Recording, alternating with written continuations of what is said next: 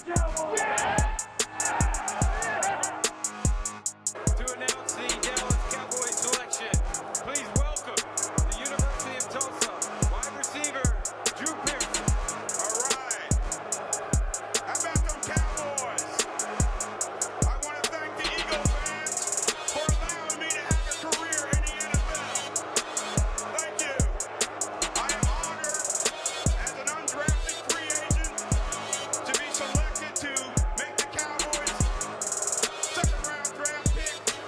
And on behalf of the five-time world champion Dallas Cowboys, Hall of Fame owner Jerry Jones, Team Jones and the Jones family, Coach Jason Garrett, all the Cowboy players that played before me, that played with me, and played after me. With the second pick, 60th pick in the second round, the Dallas Cowboys select defensive back from Colorado, Chidobe Awuzie.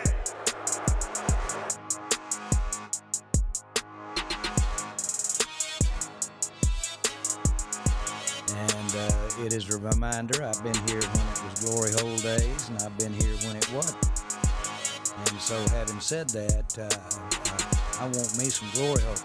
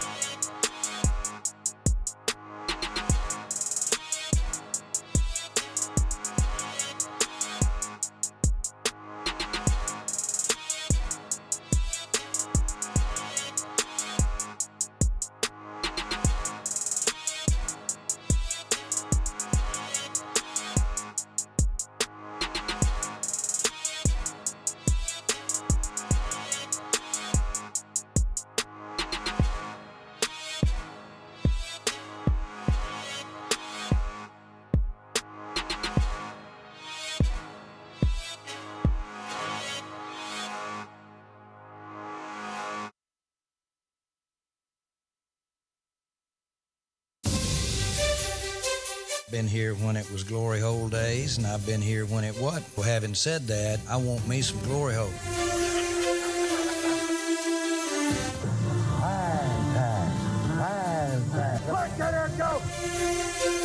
This is Silver&Blue Nation, the voice of the fans.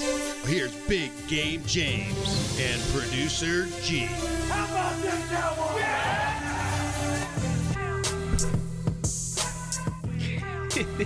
You can't help but have a smile on your face when that comes in. I mean, I try to be cool, but then I hear that beat, but that rap side come out of me. What's up, everybody? It's Big Game James. Producer G over here.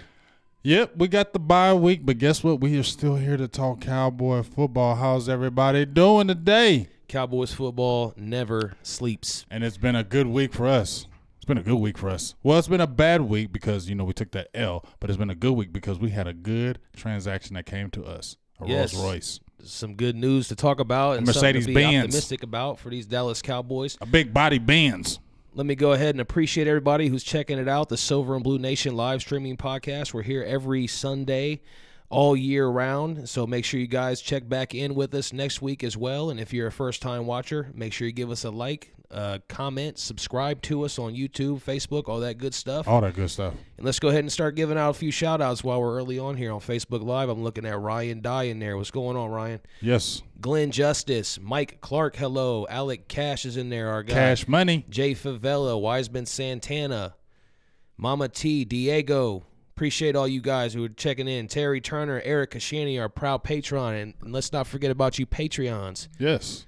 Marvin Hargrove became one this week. Proud Shout out supporter to of the Marvin show. Hargrove. He Eric became a Kashani, Facebook friend Katina too. Russell, Janiqua Russell, or Yes. Katina, and Janiqua Russell. Right. If I Came can real get the fast. names out right. Came quick. Will Richards is in there. Jawan sir. James, Vondale Jackson. Yes. My friend Laura BP. Nico's in there. Get the hell in here. Appreciate all you guys. Like and share. And real quick, before we move along, get started with this show, let me give a little bit of love to YouTube as well. Please do. Say Primetime, Tavis Banks.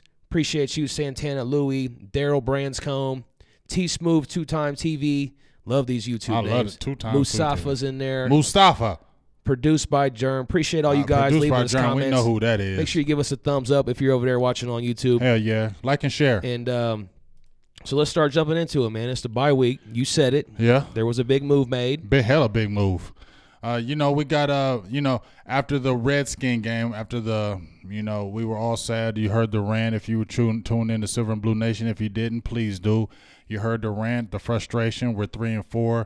The Redskins won again today, but they did play the lowly Giants. Peterson had a field day, ran for over 150 again. He's looking real strong, real good. But to me, that team still is not a team that's going to go anywhere. So we took that tough loss. Looked bad. We made a move. We made a real move. Went out there and got had been talking about it in the air before we played the Redskins, but it became a reality when the Cowboys gave up their first-round pick for Amari Cooper from the Oakland Raiders.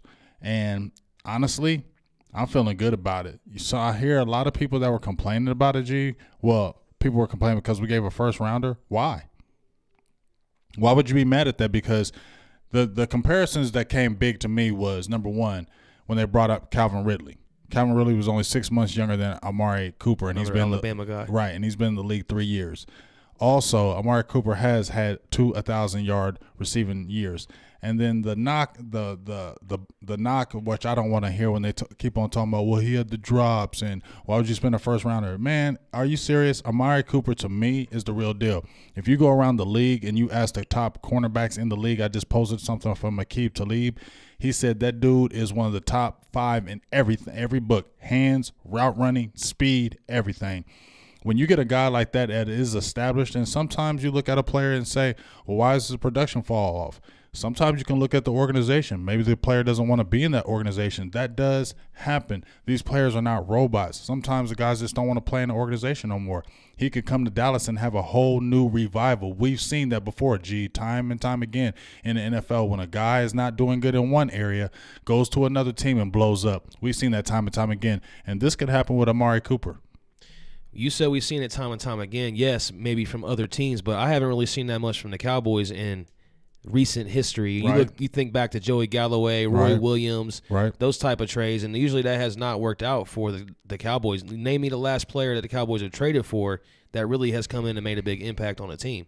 I can get where you're coming from that, especially with the receiver aspect with Joey Galloway and Roy Williams. But let's also look at their age. When we traded for them, they were a little bit older than Amari Cooper, and we gave up multiple picks for them. We gave up multiple picks for Roy Williams. We gave up multiple picks for Joey Galloway. We gave up 1 first-rounder. If we look at it at the end of the day, Jerry Jones has said that he's all in on Dak Prescott. So if he's all in on Dak Prescott, he's got to get Dak Prescott weapons. So that's the smart thing to do. At the end of the day, they were not going to draft a quarterback in the first round. No matter how many people were crying about it, they were not going to do it because Jerry is all in on Dak Prescott. They were going to draft a receiver in the first round. So if they were going to draft a receiver in the first round anyway, why not go with a guy who is already established in the league, one of the top receivers in the league, and is still young? How are you losing in that aspect when you were going to do it? You're drafting an unknown in the first round, and where you could get somebody who could be a flop, he could be a bust, where you have guy who is proven. And when you watch him in that practice, those first 2 practices, he was head and shoulders above, better than every receiver we had out there. Yeah, great point, too. Also talking about how they didn't have to give up a lot for him, because it seems like a lot. You said people were kind of complaining about giving up the first-round pick. Well, when you think about it, maybe it's the younger people complaining because, like you just said, we were giving up multiple first-round picks for guys like Roy Williams and Joey Galloway. So when you look at it like that, it's actually pretty cheap and probably one of the best trades that they've ever made, up to this point with Jerry Jones. And, obviously the Herschel Walker trade and all that. But I'm talking about in recent memory, when we talk about Joey Galloway, Roy Williams, like this would be a smart move. This is definitely a smart move because, like I said, we gave up a first rounder. They were going to do it anyway. Go with somebody who's guaranteed. You're not going to get hurt by that. And the Philadelphia Eagles, when they said that how they had it in the air, how the Philadelphia Eagles were offering a second-round pick. Now, if if Dallas didn't go for it and the Eagles went and got Amari Cooper and we didn't, Dallas Cowboys would have been mad as hell. They've been like, why didn't they go after him? We ain't trying to get better. We ain't trying to do this. So we should not be mad at Jerry Jones. As much as I get frustrated, I cannot be mad at this move because this man said, you know what? I am not trying to let this season go to an end. I do want to get to the playoffs, so I'm going to do everything in my possibility to make this team work. So I'm not mad at him going and being bold and giving up that first rounder because you have a player like Amari Cooper. I'm not mad because Amari Cooper to me is a beast. I liked him when he was at Oakland. I loved him at Oakland. And I did too. When I heard him when in the air about him possibly coming here, I was super excited. And when they actually did it, I had no qualms and giving it up. Yes, the first rounder, when I first thought about it, it was Rich. But then when I went over and thought about it at the whole night and said, look what this guy brings to the table. And he's still young, man, go ahead and make that move. And now when we also had talked about now Dak Prescott, the staff, everybody. Yeah, speaking of Dak, Jawan James says there's no more excuses for him, which we're going to dive into that. But before we move along, I want to reset here for a sec. I want to appreciate everybody who's been tuning in with us so far on Facebook Live and YouTube and leaving us comments. Make sure you hit that thumbs up. Make sure you leave us, hit those emojis down there on Facebook. Give us a share into the Cowboys groups. Invite your Cowboys friends. Let us know what you guys think in the comments. How does this Amari Cooper deal impact the Cowboys moving forward? I wanted to see a few comments in here and take some that I seen. Giovanni Ortiz, looking on Facebook Live, says, I believe in Amari Cooper. It'll be good having that fresh start.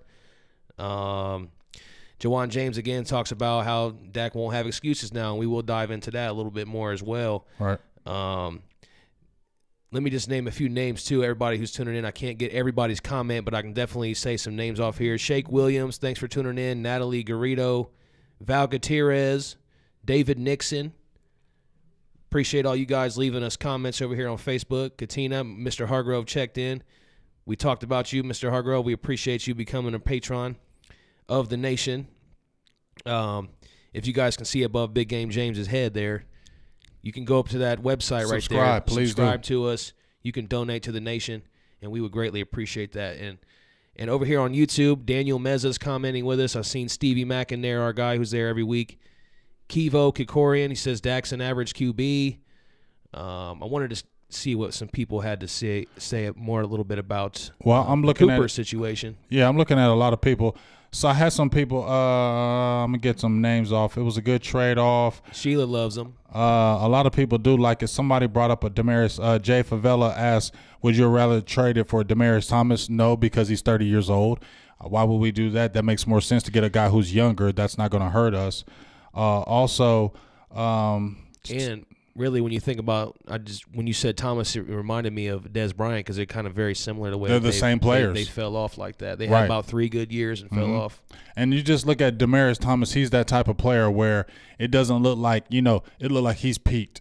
30 years old, he's peaked. There's no reason to go out there. We want somebody who can grow with the team. We don't want somebody who's going to be not with the team the next couple of years.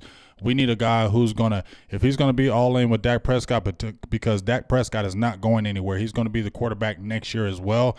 You might as well have somebody who's going to grow with them. And just as we said, Jawan James, I believe he brought it up in the comments. Now Dak Prescott, the staff, nobody has excuses. You have a number 1 receiver. You have a number 1 running back. The offensive line is playing uneven. We'll talk about that later. But at the end of the day, you still have a very good defense, so there's no excuses now. Cole Beasley is a good slot receiver. Now he can be even a better receiver. Michael Gallup is a solid rookie. He's going to be even better. Now you have an addition with Cooper. So there's not going to be any excuses for Dak or anybody else. If you can't produce with a number 1 receiver, then possibly Dallas Cowboys will have to move on if you can't make it happen with this weapon. Produced by Germ says he fell off, talking about Amari Cooper, because of Derek Carr's performance. Basically saying the tape tells a story if you go look at that. So appreciate that comment. If you look at Derek Carr, what are they complaining about him right now? They just talk about how they recommitted to him and they don't have to worry about it. But David Carr has been captain checked down as well. If you've been watching his games, he's been checking down. Amari Cooper has not been getting the receptions he's been getting because Derek Carr has not been looking his way and he's been checking down. So the production has to go with the quarterback as well. When we're talking about why is Cole Beasley not getting 75 catches in 1 year, we're talking about the reason why. Dak hasn't been hitting him in those situations. So now you see the same thing with the Oakland Raiders. So hopefully now the biggest thing with Amari Cooper with me, G, is I hope when he comes to with the team, we don't force feed him. We don't see that, oh, we got him against the Titans. Let's throw the ball to him. First play of the game, throw it to him. You know what I'm saying? Play within the confines of the game. We know he's the #1 receiver. Now he's going to get selected coverages. Now you're going to get coverages rolled to him. So now we talked about also, G, how Michael Gallup is going to be bigger. Now we talked about how Cole Beasley is going to be bigger because now we have somebody who can roll coverages. Before, we didn't have anybody out there that anybody really respected to give a for real double coverage. Amari Cooper, you can probably do that with. So now other guys will be open, and Michael Gallup has been stepping up, as you saw in that Washington game. This makes him even more better. Will Richards says he loves the trade. He says he'll bring plenty to the offense. Mike Clark says Garrett at the World Series the other night, didn't see him clapping, so we're going to get into that. Yeah, Matter of fact, we're definitely going to get into that. We're going to talk some Vander Esch. We're going to talk some Dak Prescott, some Cole Beasley, Michael Gallup. We're going to talk about Scott Linehan, and we're going to talk about what you just said, Mike, with the Jason Garrett situation. So stick around for that. We appreciate you guys hanging in here with us as we move along, and we're going to try to hit on everything everybody wants to talk about because we are the voice of the fans, so we want you guys to be able to talk about what you want.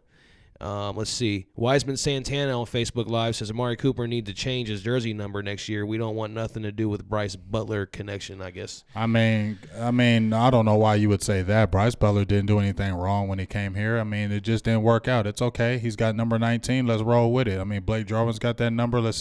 19 is cool. I'm not tripping off of that. We worry about production, not numbers. Will Richards says he's smashing some White Castle and dropping in on the Silver and Blue Nation podcast. We love it. Appreciate you. We appreciate you. Glad we could help you out and join you for lunch. Yeah, what you eating at White Castles? Let me know. Them chicken rings and fries. Rings, you got to be them chicken rings. Them chicken rings is good as hell. Let me tell you. The honey mustard dip. Terry Turner loves the trade. London Bates says, why haven't we cut Terrence Williams yet? I mean, he's honestly, they're not going to cut him. There's no reason to cut him in their eyes because he's on injury reserve.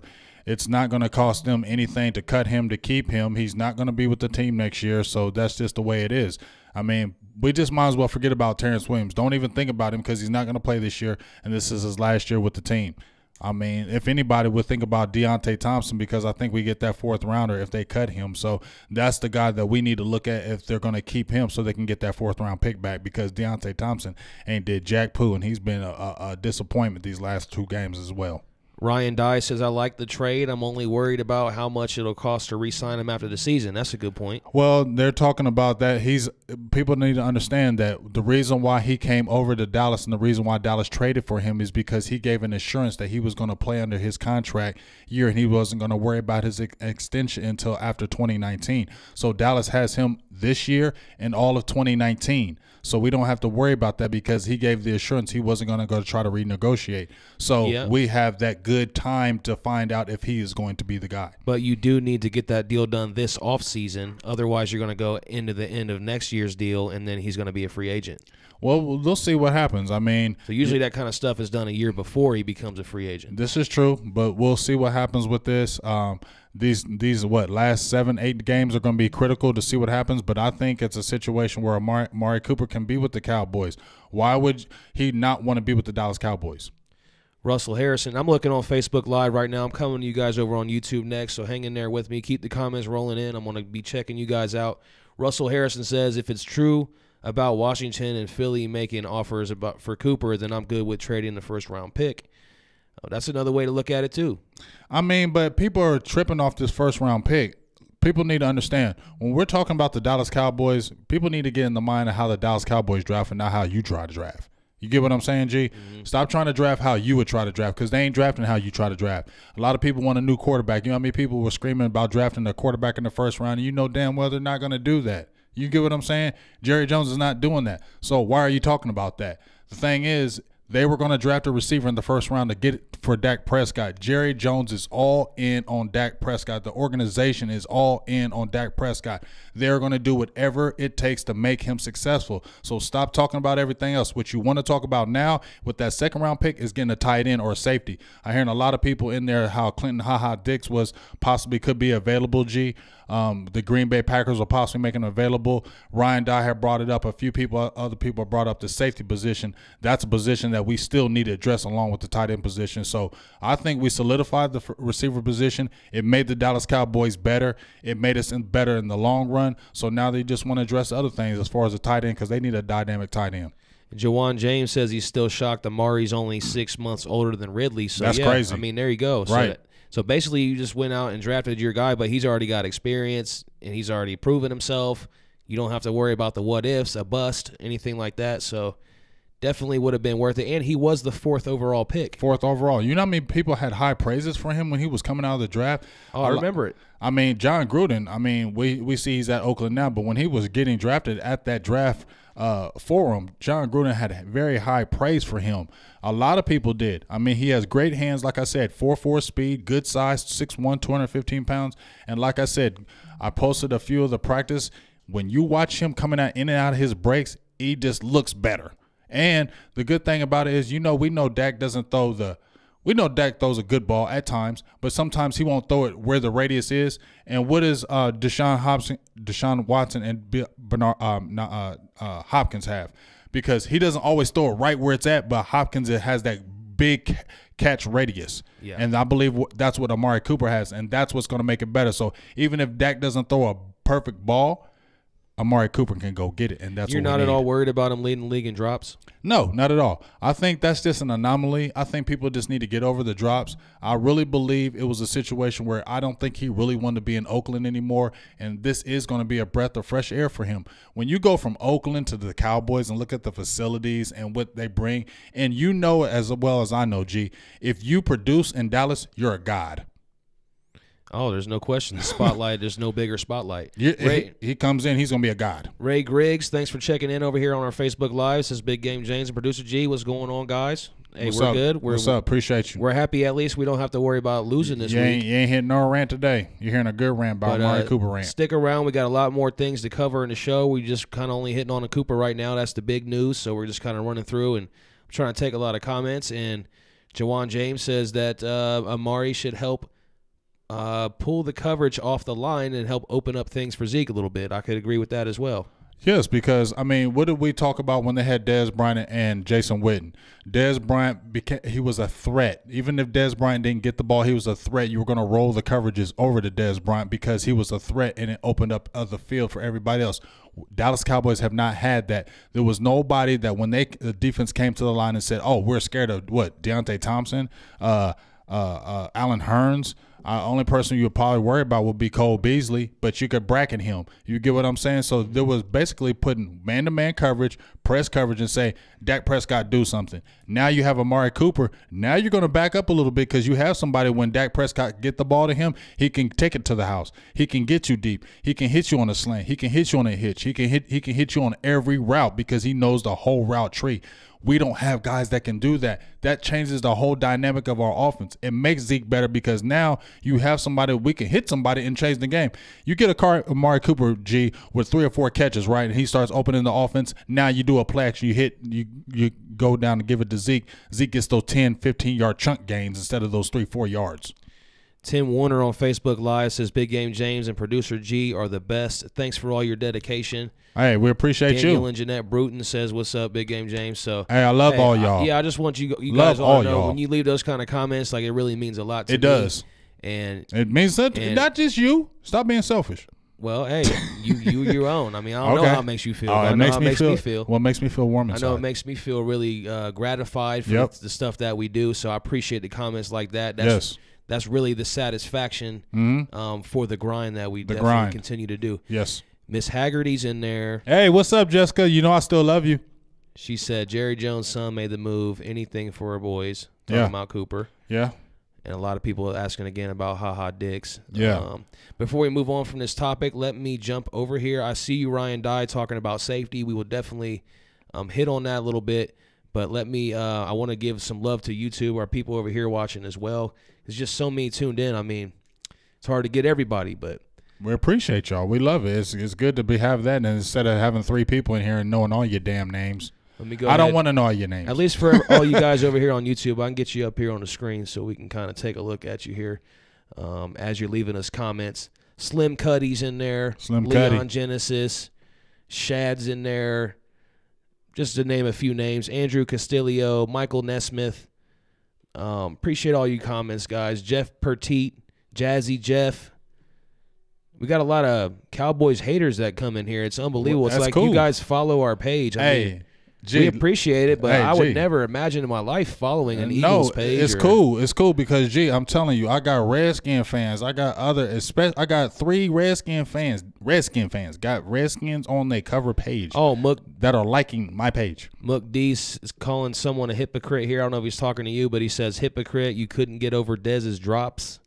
I don't know if he's calling you out on that one. He's definitely not talking to me because I've never said anything about Dez's drops. Michael JC says he's a new subscriber. Our channel needs more love. Yes, Michael, and we Yes, appreciate we you appreciate for you. that comment and subscribing and tuning in.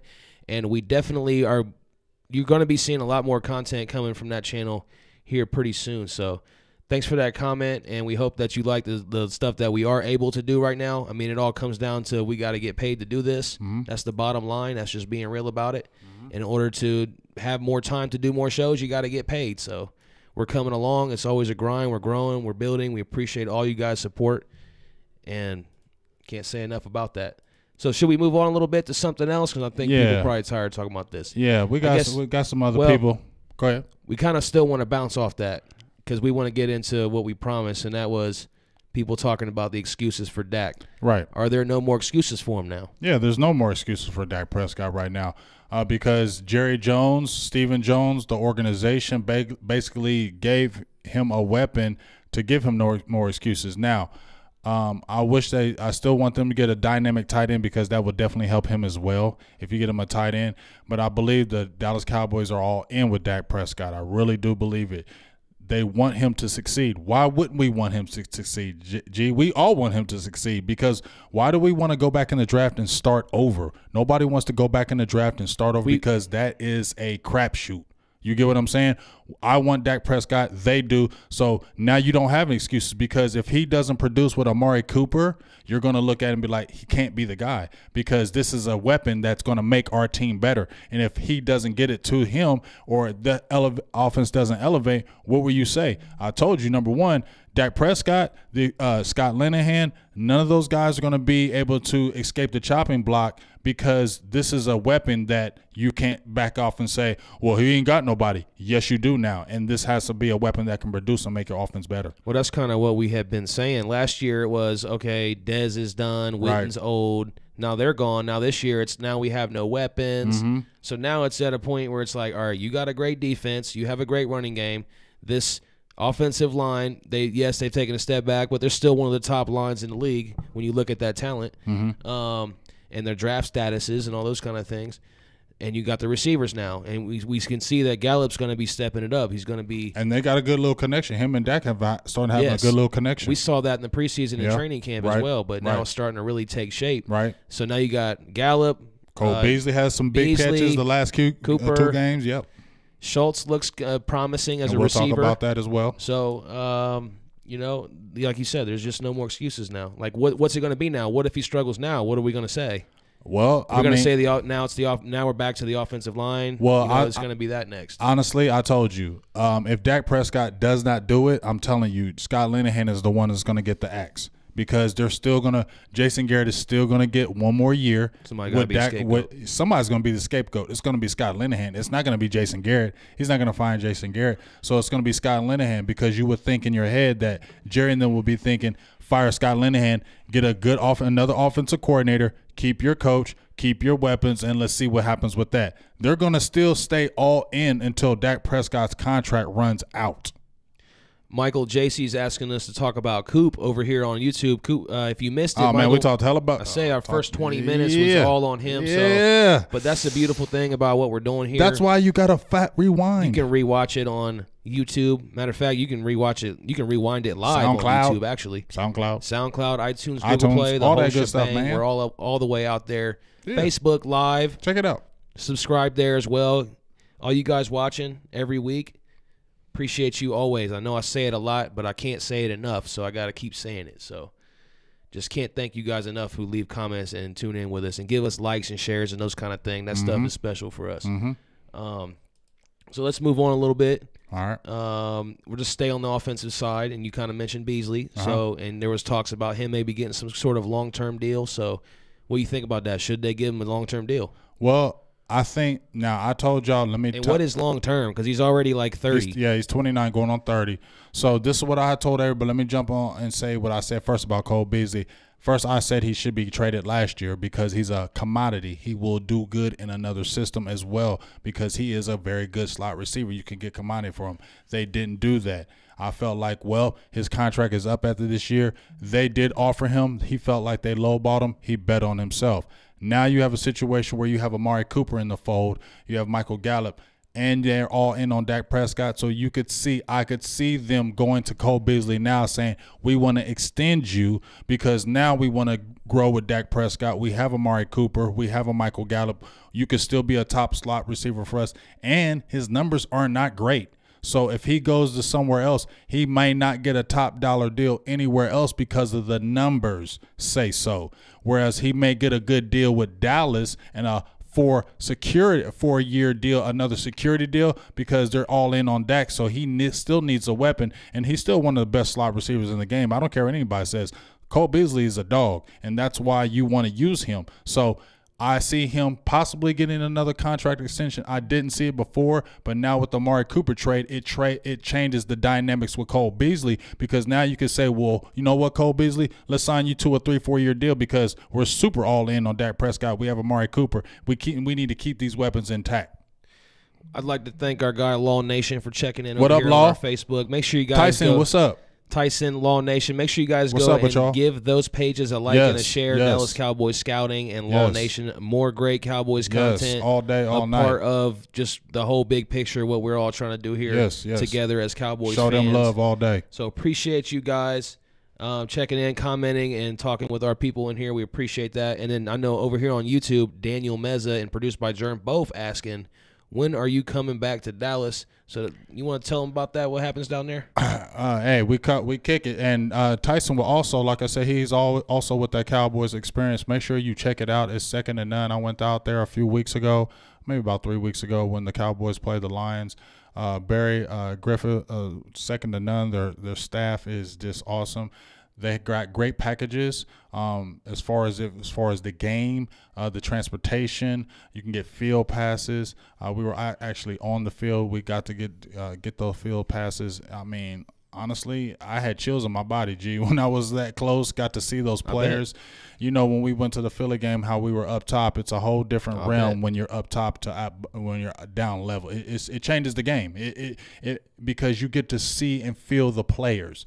When you're up top or when you watch a TV, you don't get to feel them. But when you get to see them up close, you get to see those guys, and it changes your perception of how you think about the team. So definitely, please go to the website, www.cowboysexperience.com. Second to none, top rated. They are the guys. Like I said, also Tyson's in here. You can get a hold of him. They got great packages. Second to none. Check them out. Let me go ahead and give some more shout-outs before we jump into some more topics. I know a lot of new people just checking in with us. Yes, sir. And what's I just want to give a shout-out to my guy, Johnny. Yeah. Your Giants, they suck. I just want to give a shout-out to you, Johnny. I see you in here. Your Giants suck, and I love it. It's a bye week for us, so we didn't really have a time to go live like we traditionally would, going pre- and post-game shows. You already know we're going to be live hour before, hour after, so today was a little bit sporadic for us when we came on, so the fact that everybody's still able to get in here and talk with us, that is huge. Make sure you guys share this video for us too, and if you're watching on YouTube, hit that thumbs up, hit that subscribe button. Dale Mershon, he says, quit pitching, talk Cowboys. That's mostly what we do here, Dale, but thank you for tuning in, and thanks for that comment. We appreciate you, Dale. Appreciate you. Wendy Mason's in there, says, love me some Cole Beasley. We were just talking about him. Hey, 80 stings. Juan Madrid's in there. All day. Appreciate you. And Daniel and Jeanette Bruton, who tunes in every week with us. If I'm saying your last name right, I hope I am. We appreciate you. Samuel Mays, got you right there. He says, give me a shout-out, Samuel. I see you. Make sure you check back in with us. If we give you a shout-out, you give us a share. How about that? Yeah, there it is. Johnny Born Again's in there. That's my dog. He says, I can't lie, you're right, but remember, he ain't Dak good either. Not really sure if that was like a pun kind of thing. Yeah, or? because that's my guy. He's a Giants fan. We've been going back and forth forever. So when I gave him that shout out, I just want to let him know his Giants suck. But he was like, yeah, that's all right. But guess what, Dak? You know what I mean? And don't you guys worry. We talk a lot of Cowboys here, but we also want to give you your love, and we want to appreciate you all for tuning in and make sure that everybody hears what you guys got to say too. Mm-hmm. We pop YouTube back up here on this screen for everybody. But yeah, let's talk about that damn defense. Vander Esch. Hit on it. Yeah, let's talk about this defense. Right now, I gave a little stat about defense needs to step up right now. Now, the offense has a correlation because the offense was like 30 ranked in the league as far as points scored, time of possession. It's really bad. When you look at the defense, it's going to stay on the field longer, so it's going to end up giving up plays that we've seen the last few weeks. But at the end of the day, when we've come across some teams, the Washington Redskins, we played the Seattle Seahawks, their lines were atrocious. Teams were beating them up, getting 5-6 sacks a game. We come in there, we didn't have I don't think we had any sacks against Seattle, maybe one, and their team had just gave up 6 sacks before. We played against the Redskins, and they gave up a boatload of sacks the game before. We played, and we only got 1 sack with David Irvin. So we've taken a hit. The first 4 games, I believe it was 10 sacks. We were looking like gangbusters. The last 3 games, it's only been 6 sacks. DeMarcus Lawrence has had 3 of those, and that was in the Lions game. Everybody else has only had 1. So that defensive line, as vaunted as we've been talking about, needs to step up. Randy Gregory has been uneven. Taco Charlton, I'm wearing your jersey. You got only 1 sack. DeMarcus Lawrence got 5.5 sacks, but he's been sitting on that the last couple of weeks. He's got a torn labrum. So those guys need to step up. Our linebacking core has been looking real good. Jalen Smith, I believe, has like 57 tackles, tied for 10th in the league. Vander Esch, rookie, tied for 16th in the league with 52 tackles, And Sean Lee came back last week, so that was good because you seen Vander Esch had that little injury, and you can have – that's the good thing about it, and that's why we got a Vander Esch. So when you can see one of those guys have injury, we don't have to sit there and say doom and gloom and like, oh, it's over. They're going to run all over us. Guys can still rotate. So the defensive line needs to step up, and when we're talking about a lot of people are talking about the safety position, with Ha Dix, because I feel like we're still suffering because Jeff Heath, as good as he plays – he still he takes the worst angles, dude. Like, if you get Jeff Heath in open field, you're going to shake him. You feel me? Kayvon Frazier, I don't believe he's a starter. You know, he's a good backup, good special teams core player, but I just don't think he's a starter. Xavier Woods, I don't know. I think he may have to go to corner because he's small, dog. Like, Xavier Woods plays the ball good, but you were at camp too. Xavier Woods is not a big guy, and if you have somebody that can put a body on him that can block him, he gets stonewalled, and that's a problem for us. So that safety position is still a guy in need. I threw it out there that what if the Giants offered Landon Collins? Would you take him for a second-round pick? You got Ha Dix that may be out there. The safety position, needs to be addressed because we're still lacking there big time.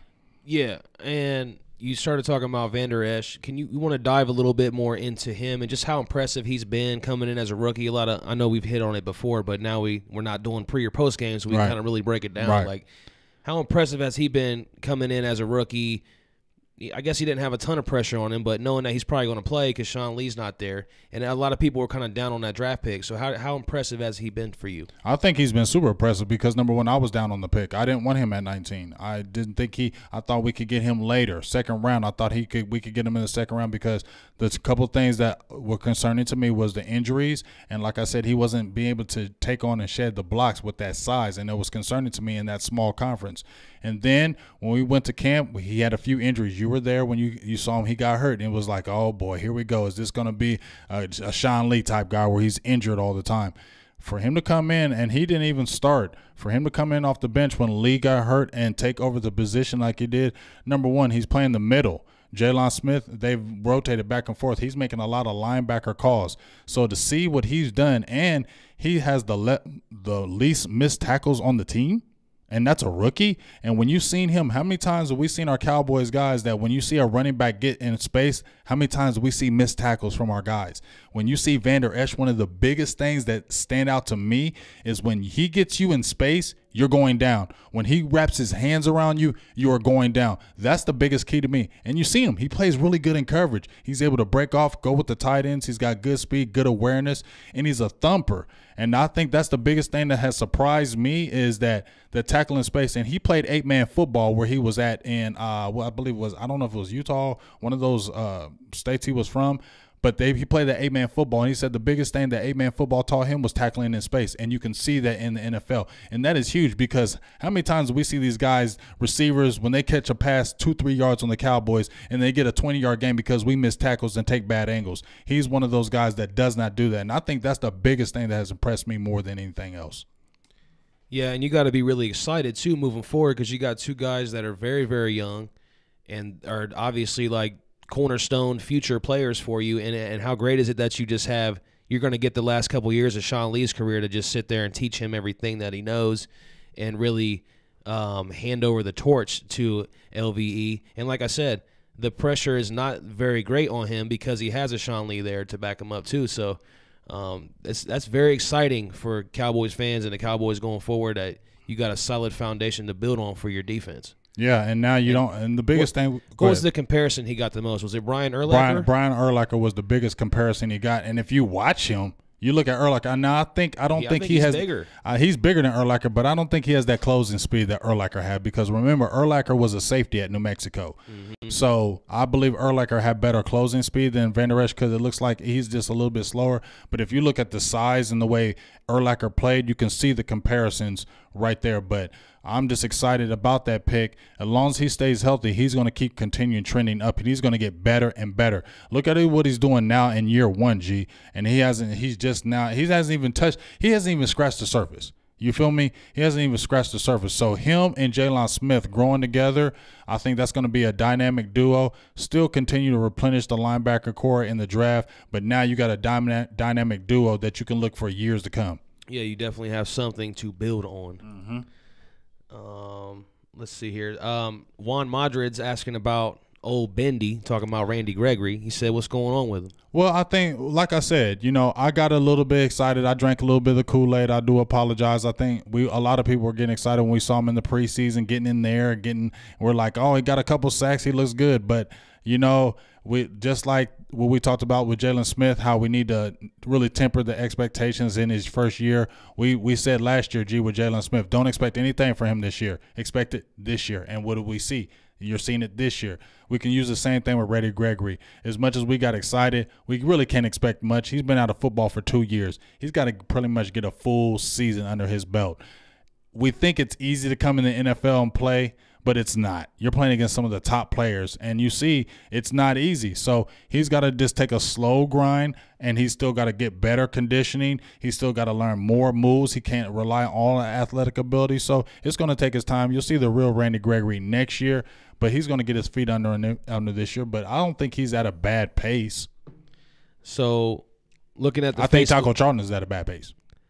Yeah, I mean, we talked to Brandon Tucker about him a little bit last week. Right. If you guys missed that, go back and check that out. Right. Some great insight into the story behind maybe why Taco is or isn't doing whatever he's doing. But go check that out on last week's show.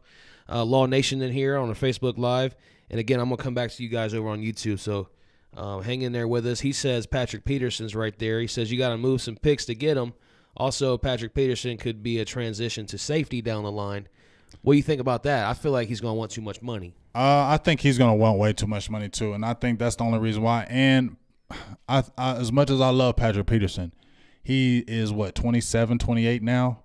He's getting near that 30-year-old, and I'm telling y'all should know, like everybody else, not every player is like that, but when you get to that 28, 29, 30-year range, I'm not trying. Yeah, just you worry about it because we've seen guys that are balling, and then the next year they just fall off. It happens. So I'm worried about paying him because he's going to want big money because he still feel like he's one of the best corners in the game. He's not going to settle for anything low. He's going to want top dollar. And is Dallas really going to spend that top dollar on him and he's 29, 30 years old? I don't see that happening at all. I don't see Dallas doing that. I feel like Dallas is going to keep on doing what they are doing. They jumped out there and said, listen, fans, we appeased y'all with Amari Cooper. Now shut the hell up and watch us do this draft. The only guy I see them probably going after now is possibly Earl Thomas with the injury because he had the broken leg. Now he can become cheaper. I could still see them going after him. But other than that, it's going to be that draft now, baby. They're going to keep giving up picks.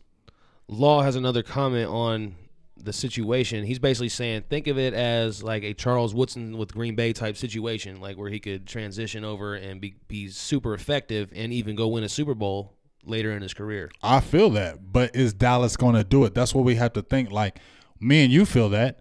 Law, you feel that. I feel that. But are they going to do it? And I just don't feel like they're going to pay Patrick Peterson that Patrick Peterson money. He wants that big money. You know what I mean? And do you really think Dallas is going to pay that huge type money for him? It's going to be Earl Thomas and this coming off season. That's what's going to happen. It's only going to be Earl Thomas because now Earl Thomas doesn't have the leverage like he had before, and he's going to be his contract is up after this year, isn't it? I think his contract is up after this year. I'm not 100% sure. I think he is a free agent, so I'm saying go after Earl Thomas. I know he's had the injuries, but he's going to be cheaper. Why wouldn't you go after him?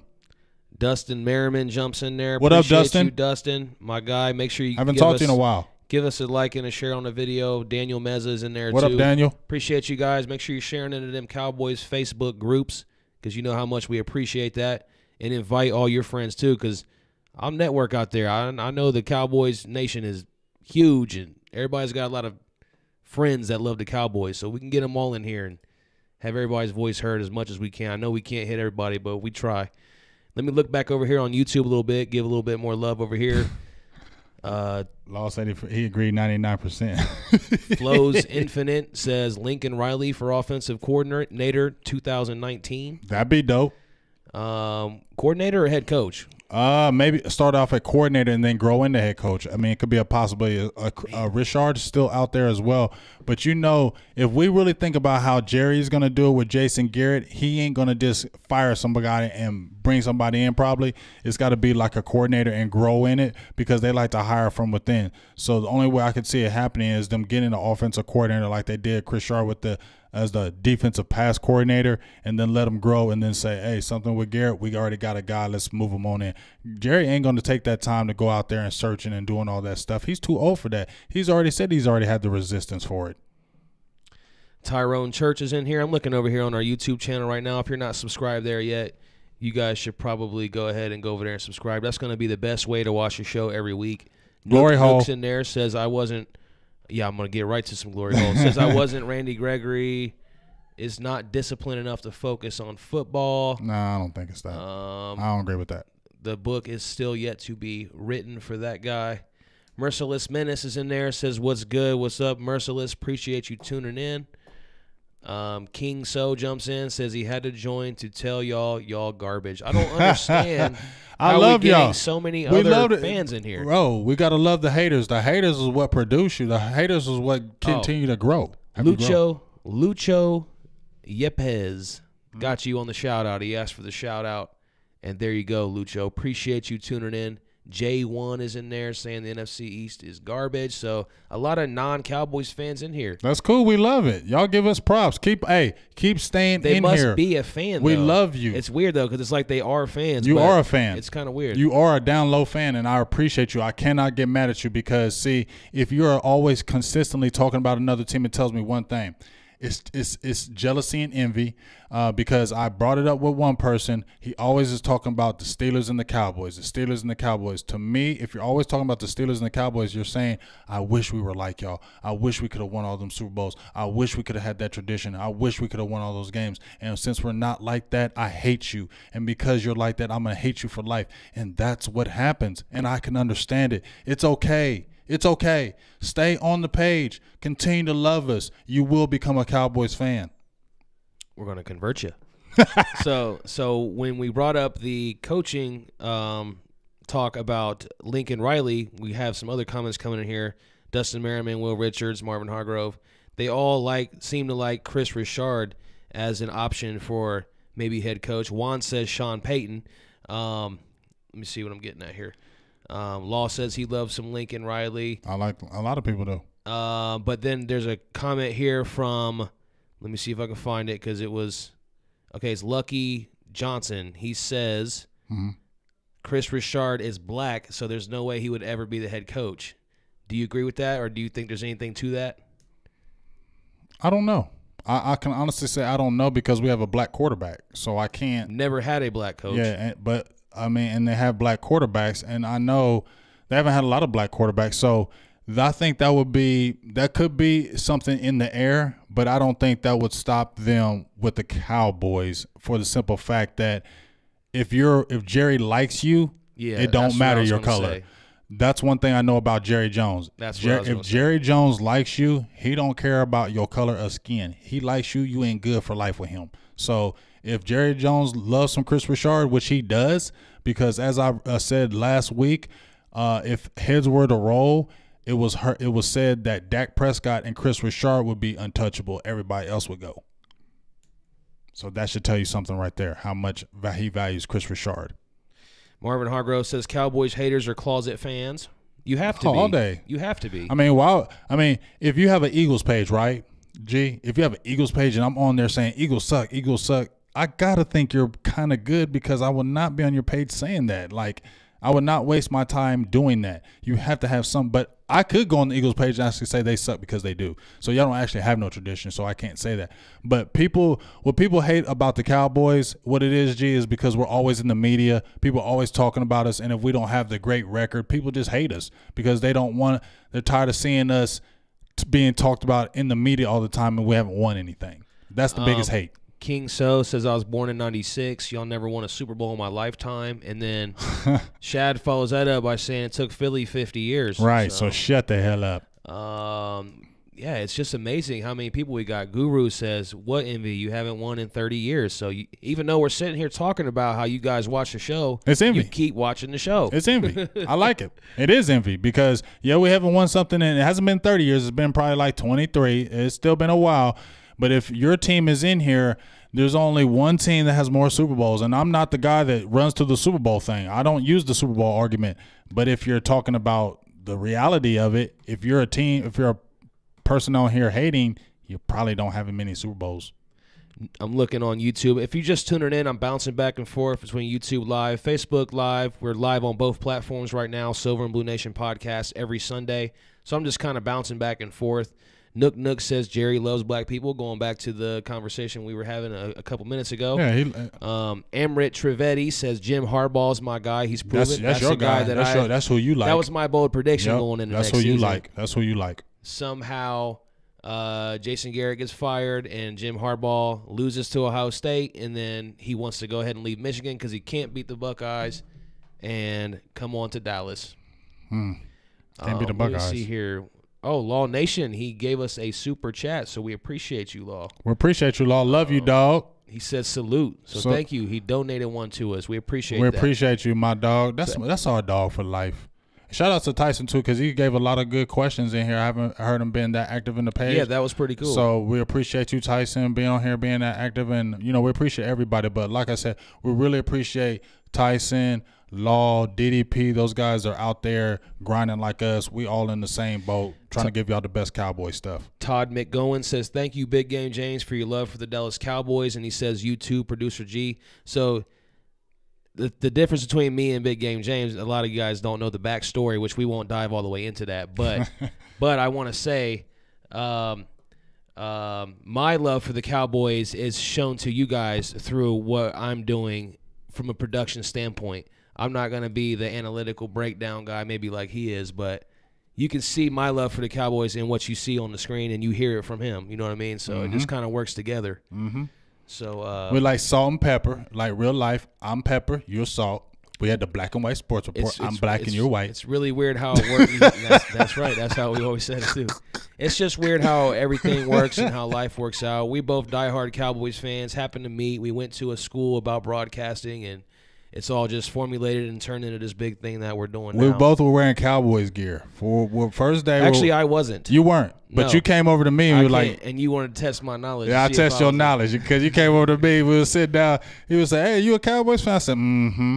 I said, "You a Cowboys fan?" He said, "Yeah." I said, "Okay, here come the questions." Well, first thing you do when you go in there is you're looking for somebody to kind of bond with. Yeah. So it just kind of worked out perfect, and here we are, like 3 years later. Almost. And he answered the good Cowboys question because I went deep. And he was ringing them off. I I'm said, deep. okay. I am deep. I said, I just say okay. as skilled as I said, talking there as you maybe go. you Okay. guys up here. I said, there you go. We flowing. He Cowboys. He real. So we started the show off, and thank you, Arthur O. Lugo. He says we both do a great job. Thanks a lot for that comment. Again, I mean, I can't tell you how much those kind of comments mean to me and us. Daniel Meza said pinky in the brain. Yes. Does somebody want glory hole? And I forgot to Yes, give it to we him? need glory hole. I forgot to give it to him, didn't I? Give me some glory hole. Need right now. Oh, I better Uh-oh. get it up, huh? You got Here it. when it was glory hole days, and Give I've it been two here glory when holes. it what. And so, having said that, I want me some glory hole. I know some people have been waiting on some glory I hole. mean, That never gets how, old. how can that get old? This how it says it. This how it says. Say it one more time. And so, having said that, I want me some glory hole. I mean, hey, It never gets old. if you just take the context of how he says it, the context. Right. It could go so many different ways. But let's get back to some topics. We were talking Amari Cooper early on in the show. We can kind of get a little bit back We're cracking on, the tubs on that too, side Miami of the Vice. ball, at least. So, again, with Cooper, so obviously now you got him coming in. You got Beasley saying it's going to be dangerous now. Right. But a guy that no one might be thinking about, maybe under the radar, Michael Gallup here, this might impact him more than anybody. So how does the Cooper trade impact him? And you've seen what he was starting to do. Can he build on that, be consistent, and how does this help him out? Oh hell yeah! We loved Michael Gallup from the beginning when we saw him at the combine. We liked Michael Gallup. I like Michael Gallup. You saw him. You liked him as well. You liked some other guys, but you did like what he brought to the table when we saw him at the combine. Just watching him grow, you see him. I mean, looking at him, doesn't it seem like the confidence is growing with him? I mean, he's making big catches. The one big catch he had in Jacksonville where he caught it over the guy's helmet, it wasn't the greatest pass, and he snagged it out of there. He's catching a lot of good slant passes, tough catches too. Not easy catches. He's making tough catches. He has the big touchdown. And then even on the route where Dak fumbled, he lost the cornerback on that play too. So the route running is getting even better. But he was a good route runner at Colorado State. So the thing that makes him better now, Amari Cooper. Now you got a bona fide number one. Now you can slide a Michael Gallup as your solid, strong number two.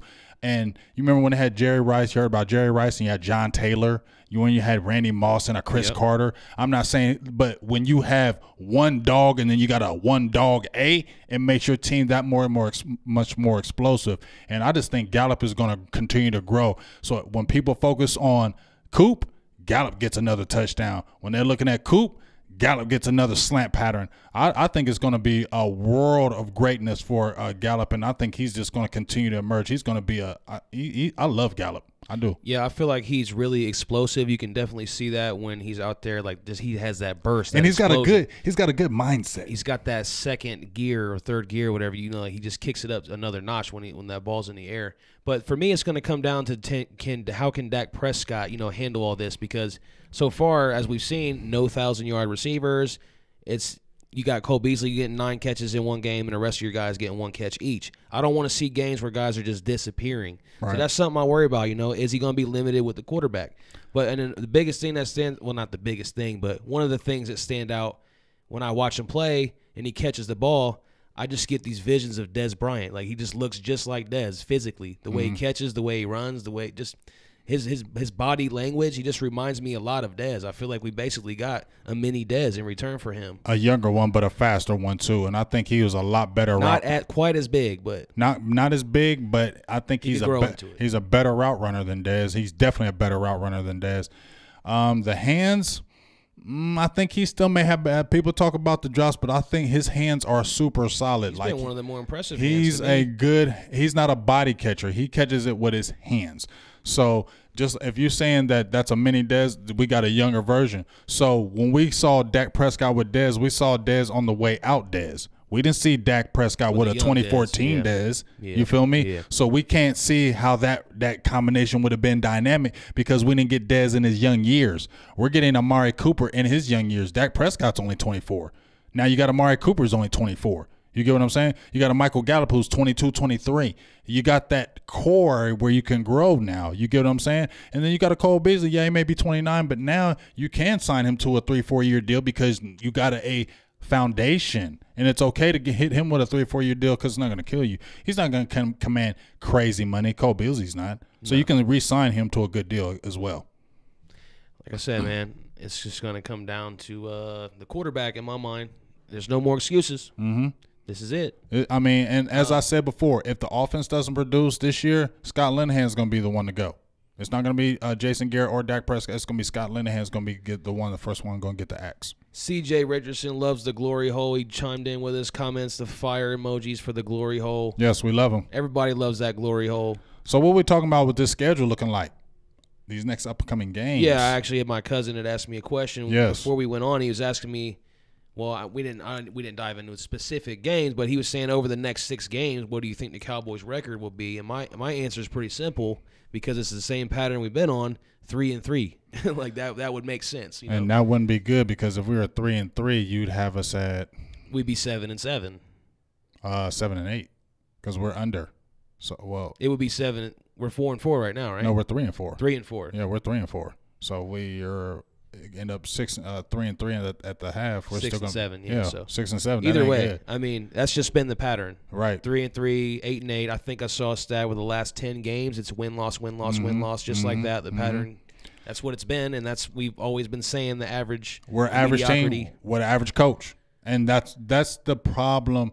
That's the problem. Like Jerry, to me, is like, okay, you can be all in on Dak Prescott. You can be all in on getting Amari Cooper. It's cool, but at the end of the day, is your coach going to get you over the hump? You can have the weapons, but just because you have the weapons doesn't mean you're going to win those games. As I said before, we seen it when the Cowboys won that Super Bowl in '95. I'm gonna keep going back to that. I feel like the players won that Super Bowl in '95. It was not Barry Switzer coaching that damn team that won that Super Bowl, dog. Oh, there's no question. You feel me? I watched that. I watched that team. Jimmy Johnson's team. Yeah, I watched that team formulate, and you had leaders and veterans. Troy Aikman. Those guys knew what to do.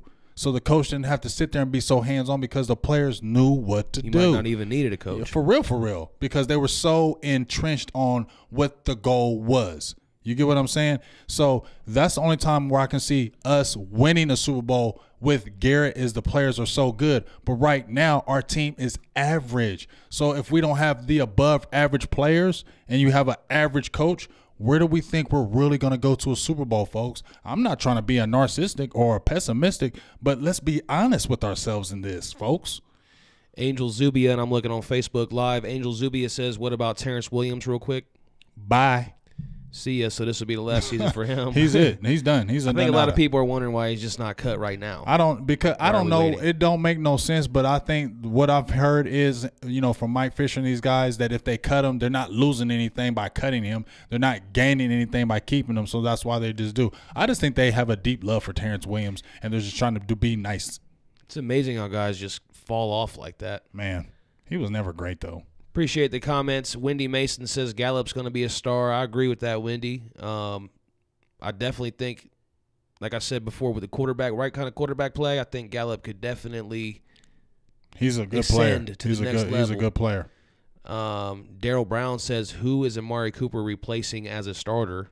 Well, it was what you had. Alan Hearns was starting. Yeah, that would be it. Yeah, Alan Hearns is gone. I would say Gallup's going to play over Hearns for sure. Yeah, definitely. Gallup should be starting over Alan Hearns right now. And honestly, Alan Hearns was a slot guy. When we looked at him at Jacksonville, he was a slot guy. He was a number 20. He was a slot guy, but he did most of his damage in the slot. So let's continue to throw him in the slot and throw Beasley in the slot. And also now you got Tavon Austin. When he comes back, we're forgetting about him. When he comes back from his injury and you got Amari Cooper, that makes Tavon Austin now he's more explosive as well, because that's where Amari Cooper and having a number one receiver, even though we said it don't make you win Super Bowls, but it does help your team as far as threats. It helps the other guys produce because people will focus on that top guy. Other players can get the ball.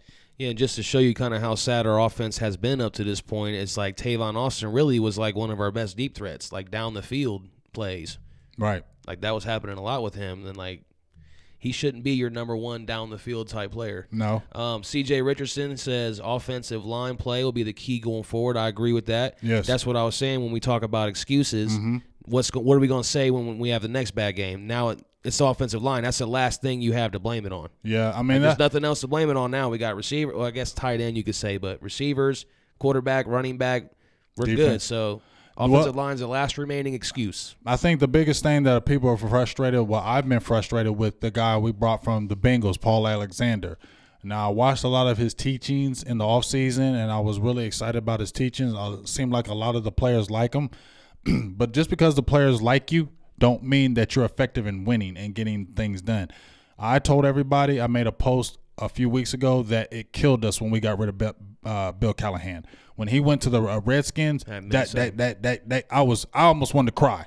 When he left, I almost wanted to cry because he had our line play. And look at Adrian Peterson. That's all you got to do it. Adrian Peterson is 33 years old. He may get 1,000 yards. He's one of the few 33-year-old rushers getting 1,000 yards. What do you think that has to do with? Not Adrian Peterson, just Adrian Peterson. That's that line play, and that's that line blocking scheme. When we had Pollock, he came over, he went to the Bengals. They're doing better. Your boy Alexander comes over us, we regress. That has something to do with coaching, is it not correct? Because when we're playing at home, it seems like everything's together. When we're on the road, the communication, the line, it seems like it's all in shambles. That has to fall on coaching. That just can't not be the players. Yeah, I mean, coaching has to play a role at some point in the situation. Lucky Johnson says, is Dak ready to finally admit now that he needs a number one receiver? I think we all probably will. Jerry Jones admitted it. The Cowboys admitted it, 2 weeks ago, that, yeah, we probably needed a number one receiver. But that doesn't get you over the hump as far as a Super Bowl. You get what I'm saying? But it does change the dynamic of your offense. I mean, it just does. I mean, if you have a top guy like a Julio Jones, that just does not make your offense that much better, but that doesn't guarantee you a Super Bowl because you have a number one receiver. That's just a fact. Pharrell Dub D Jenkins, and I'm looking again on Facebook Live, says, man, it seems like we're an every other week team, and I really feel like we should have been undefeated going into the bye week. Yeah, I mean, that's what I'm saying when we talk about what's our record going to be the next 6 games. I'm looking at 3-3 because that's what it's been the last 10 games, 500. So well, I'm going to continue to expect that, but hopefully Cooper gives you enough to maybe get you an extra win or 2. Yes, I mean, like I said, the frustration is this. When we were talking about when the Eagles won the division last year, they won, 13 games last year, I believe. This year it's a down year in the NFC East. The frustrating part is whenever we have like a down season, like in the league as a whole or the NFC East as a whole, the Dallas Cowboys don't capitalize on it. That's the frustrating part. This is the biggest time to take over the East right now.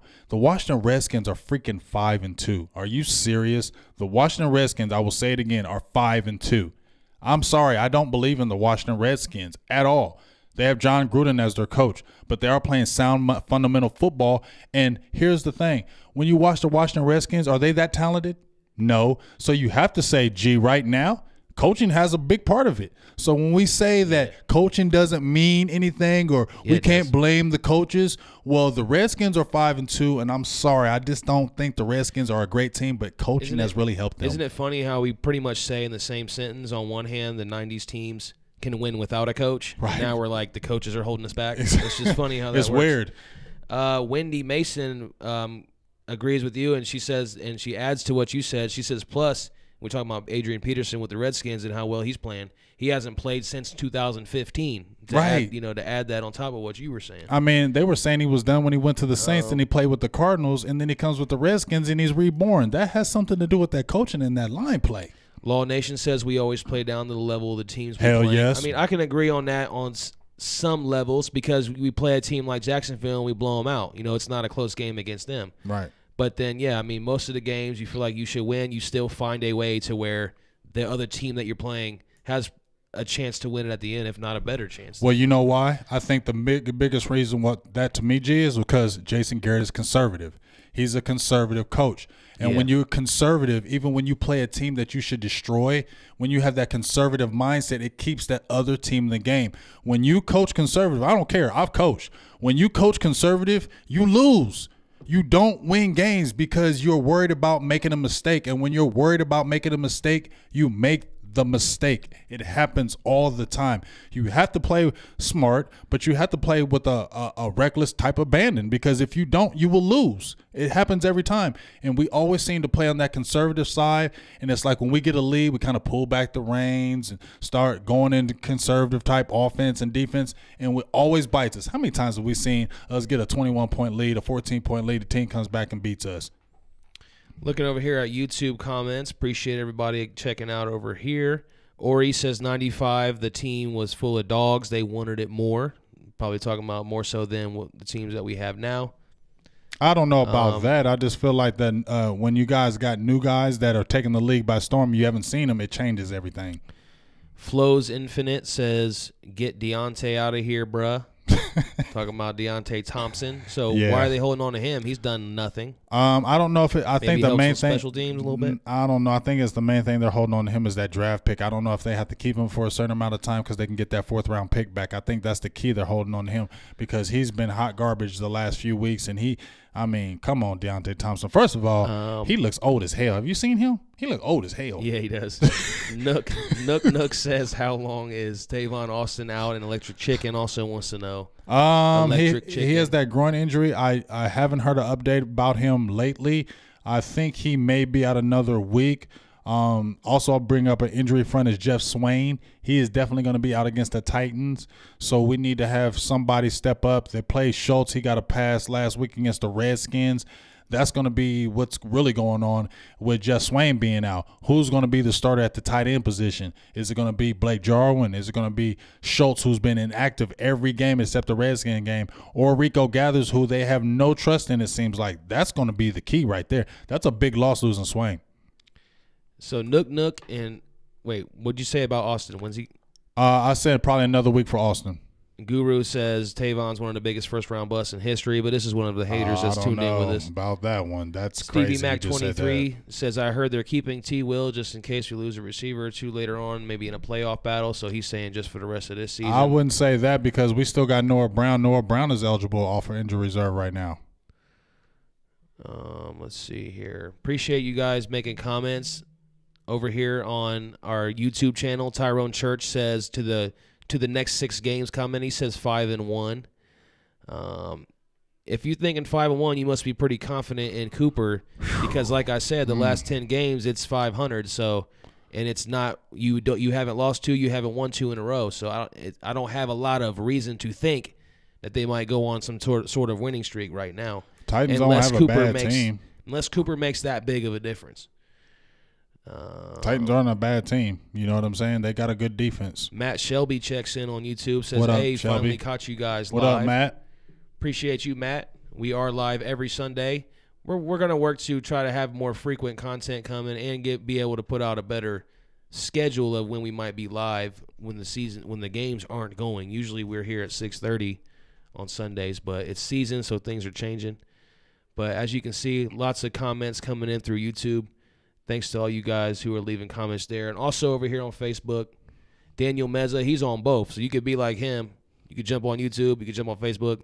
I don't see Ron Smith tonight in here with us, but I know he's also on both platforms. Wendy says, what the hell, 6-0. John says 4-2. Mine as well. I mean, what the hell? Why not? John says Lance Lenore. Bring him in. Yeah, but You think he'd be better than Deontay Thompson? he could be because he was making hella catches. Just don't put him on no special teams. Lance Lenore cannot play special teams at all. He got to be in there. But for real, I want to see Noah Brown. Daniel says, how are all the haters finding our channel? I'm really not sure about that. It must be from our post-game reaction shows. That's what Probably I'm so, assuming. but that's cool. I love it. You got to have the haters. You can't have everybody on your channel loving you. And the haters what makes it better. I mean, it makes it better when the haters jump on there because then we can talk trash against them bums. Dustin said 0-6. Garrett's still the coach. Bam Franklin checks in. What's going What on, up, Bam? Big Bam? Appreciate you. Appreciate Big Bam. Salutes. Eric Doxson's wanting to talk about Jason Garrett and the World Series this weekend, so we're going to go ahead and let's dive talk into about that. So do you have a problem with what he was doing? I know some people think he shouldn't have been doing that on a bye week, but what do you think? I mean, honestly, I'm not tripping off of that. Now, Jimmy Johnson, I posted an article where Jimmy Johnson said perception. That's a difference. He said perception of since the team is 3-4, you're on a bye week, you should be in the office trying to get the things to work. But these people are human beings too, folks. They are human beings. So I am not hating on him being at the World Series because he can't be in the office all damn day. There's nothing wrong with him going on a night game, watching the World Series. Him being in that office, possibly, I mean, it's okay. I'm not tripping off that.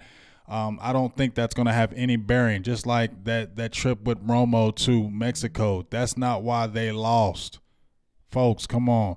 That's not why they lost, because they took a trip to Cabo. Romo did everything he could in that game. It was Patrick Creighton dropping passes. You feel me? So I ain't tripping off him being there. Perception says get your butt in the office because we're 3-4. But if it was a playoff week, I don't think we'd be happy with it. But yeah, but it's a bye week. I mean, what are we supposed to do? I mean, that's just like you saying, well, if you saw Ezekiel Elliott there, would you be mad? No, not this exactly. week, no. So you wouldn't say nothing if Ezekiel or Dak or anybody else was there. Your coach does set the standard. I will say that he does set the standard, but coaches are human beings too. He's supposed to be the example. He's still a human. So let me. Law Nation says yes. Bring in Lance Lenore, and Dustin Merriman's asking about the phone lines. We're not opening them up today, Lance, but we definitely would love to do that next week. He said Lance. Did I say that? Dustin, my fault. Hey, Dustin. I didn't mean to call you Lance. He was Lance Lenore. Lance Lenore calling in? Hey, that just goes to show Lance you Lenore calling in? how my mind is just on. I'm trying to keep up with these comments, man. Lance Lenore's calling in. I wish I could really hit every single person's comment and say everybody's name. I really try, but it's so hard. I need somebody to really help me with the comments for real. Help me. But Dustin, no phone call this week. We're definitely going to open that next up week because it'll be rants. Rapid fire. We're actually about to wrap this up here soon, so I just want to appreciate again. Hey, my dog Antonio Lawrence asked, "Do you think?" I'm gonna ask you, G. He says, "Do you think we end up 6-10 or 7-9?" Real quick, Wiseman Santana agree with you. Said he also wants to see some Noah Brown. Mm-hmm. You said 6-10 or 7-9. That's what my dog Antonio. Or do you think we are gonna? What do you think? What's my final record? Yeah, what's your final record now? If you're seeing us right now, 8-8. 8-8. 8-8. 500. That's the type of coach we got, and that's the type of quarterback we got. We got a quarterback that's going to give you a dud game, and then he's going to come back and give you a sweet game. And he's going to go give you a dud game, and he's going to come back and give you a sweet game. It's inconsistency. Mm-hmm. You can see the ability to win and to be great, because sometimes you're like, we look like the best damn team in the league. Yeah. And then you're like, okay, we look like the worst team in the league. That's crazy, ain't it? So I think that's the frustrating thing for all of us Cowboys fans and people alike, is that one game you see us, you're like, damn, we could be really good. But it's like you can't get excited because then the next week we throw a dud. Just like I said, I didn't get excited about that Jacksonville win because I knew that Redskin game was going to be more important. You know what I mean? Just like this Titans game, I have to see. It's like I don't know what my team is right now. I don't know. And that's a frustrating feeling when you don't know what team is going to show up each week. That's where we're at right now with the Cowboys. You do not know what team is going to show up. It's a classic Dr. Jekyll, Mr. Hyde. That's what I've been saying all year. Every time we do a show and we're like, so what are you looking for after this game? You don't know. Coming off of a win. I mean, honestly. Every time we've come off a win and we do a post-game reaction show, I'm like, we say, what are you looking for going forward going into the next week? My same thing every week, and you say it too, consistency. That's what we want to see from this team. We just have not seen it. And that's why I'm like 8-8. I mean, that's just the bottom line. You ask me when we're going in 6 games, 3-3. Like right. That's just how it is. I'm expecting a win next week because it's due. Loss coming off a loss. And then we go at Philly. That's going to be a loss. And then we're at Atlanta. We might get that revenge game this year just because that would be due for us to come off of a bad loss to the Eagles and then respawn and make everybody happy again for a week. And then then we play the Redskins. You all know how it goes. Everybody watching, you all know how it goes. Yeah, y'all know how it goes. D's Nuts says over here on YouTube, you love these YouTube handles. D's Nuts says, is 20 quarterbacks better than Dak? Maybe.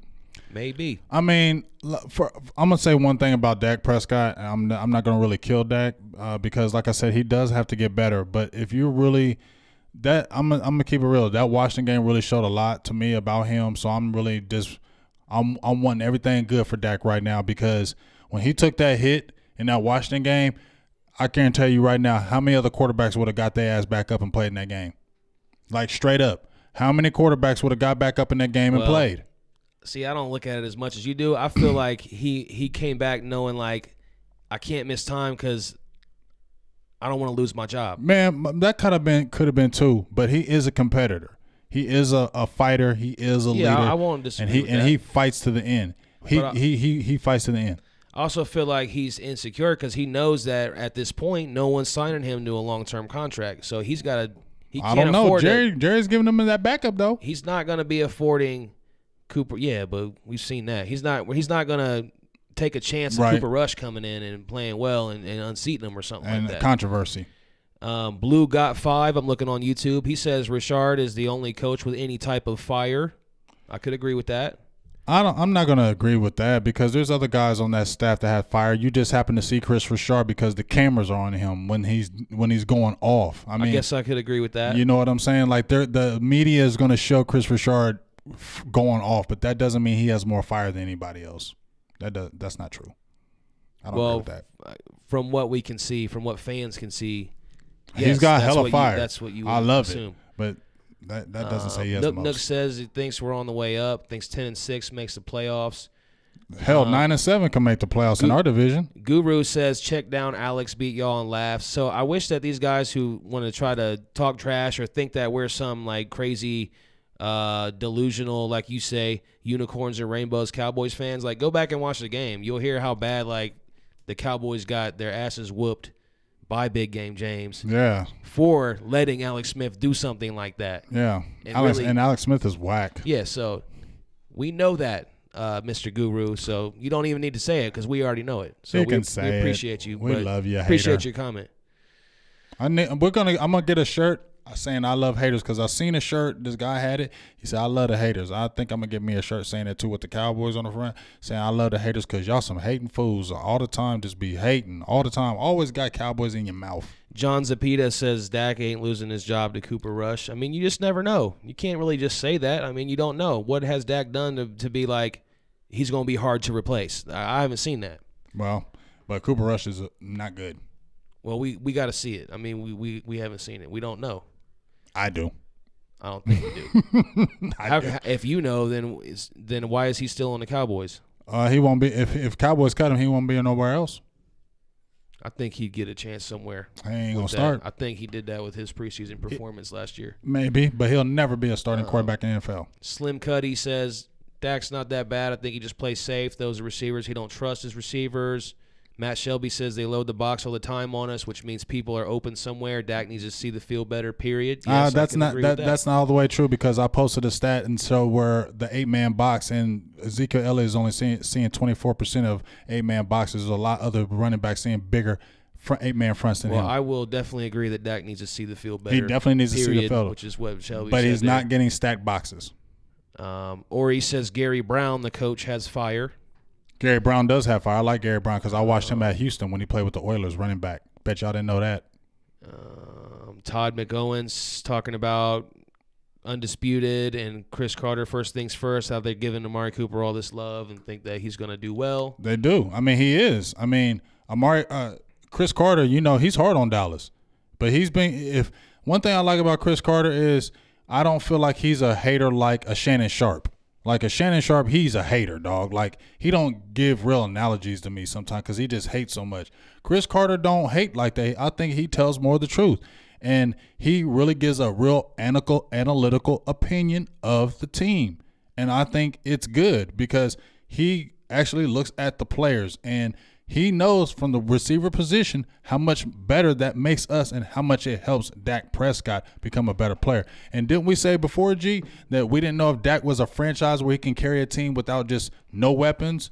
So now you said we need Dak Prescott because we don't know if he's a franchise guy. He needs weapons around him to make him better. Is that not true? And that's what they're doing. What's wrong with that? John Zapito on a Facebook Live, he says he was trashed this preseason, though, talking about Cooper Rush. Yeah, he might have had a bad preseason, but my point is when you show something great in this league, even if it's the smallest little glimpse, we see it a million times, just the littlest tiny bit of potential, teams are going to be salivating on that. So I do think he would get a chance somewhere. Maybe not to come in and be a starter, but somebody's going to definitely be intrigued by what he did that season because you saw a little bit of a glimpse. Mm-hmm.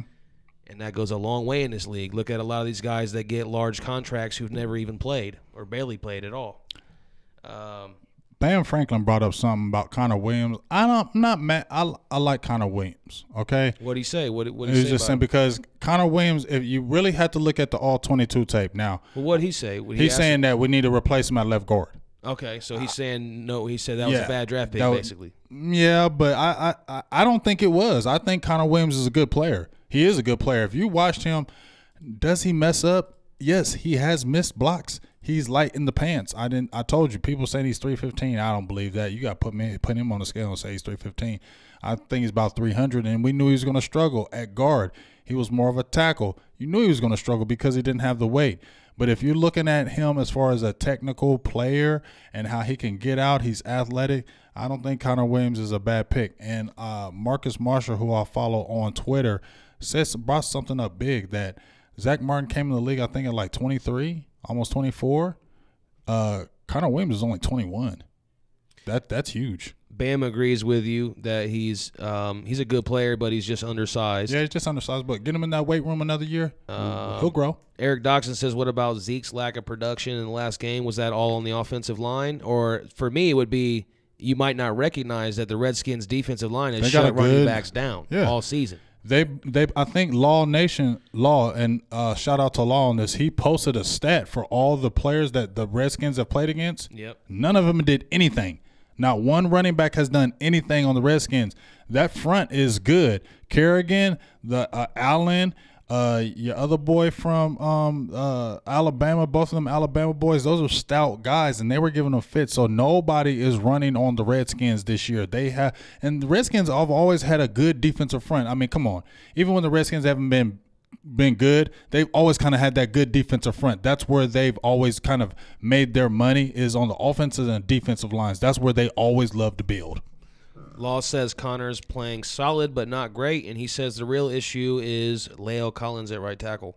I think so too, because if you look at La'el Collins, when we talk about why did not Zeke get yards, please, if you got subscription, watch that all-22 film. You see La'el Collins getting manhandled by linebackers, getting blown off the ball. And the problem with La'el Collins is that his technique, to me, he reaches. When he reaches and he lunges and doesn't do proper technique, he gets all off balance, and people can use his weight against him, and they throw him off. And he just gets blown off the line too much. I think maybe, I'm not for sure, but you know how they hyped him as a first-round top 10 pick? Maybe he wasn't that guy. Maybe he wasn't, because he hasn't been gangbusters, and he's getting paid big money at that right tackle position. He's getting paid really good money to be one of the top right tackles in the league, and he just is not that.